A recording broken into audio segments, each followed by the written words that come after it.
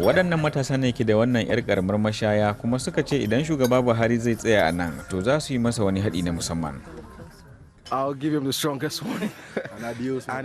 Zan ba shi mafi ƙarfi don sake masa saitin tunani. Aƙalla idan ya yi barci ya tashi, zai ce wasu matasan sun bani barasa mai ƙarfi, kuma za mu dubi abin da za mu yi game da su. Maybe he is going to think about, oh, these youths gave us a strong drink. Let's see what we could do for them. Matasan da dukkanin suka yi karatu a wajen Najeriya na cewa shugaba Buhari ya gaza sama musu abin yi, kuma a ƙoƙarinsu na sama kai abin dogaro suna fama da matsalolin da suka hada da na rashin wutar lantarki. Sun ce suna kashe kimanin naira 70,000 a wata don samun wutar da za ta sanyaya barasarsu. Mu matasa ne masu karsashi, muna son yin wani abu. Idan gwamnati ta ba mu wuta, ba ƙananan abubuwa muke iya yi ba. Wanne kenan kake nufi?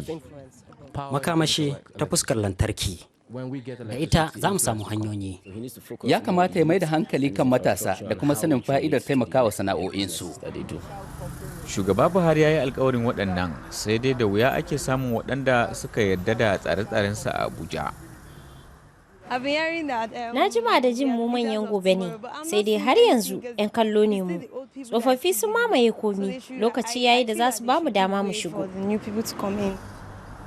To amma an sami mai ra'ayin shugaba Muhammadu Buhari, wanda ya ce shi bai raina tafiyar shugaban ba. Haƙuri muke bukata, ba a gina ƙasa dare ɗaya. Ban ce Buhari ya fi kowa gaskiya ba, amma ban ga wanda ya fi shi ba a yanzu.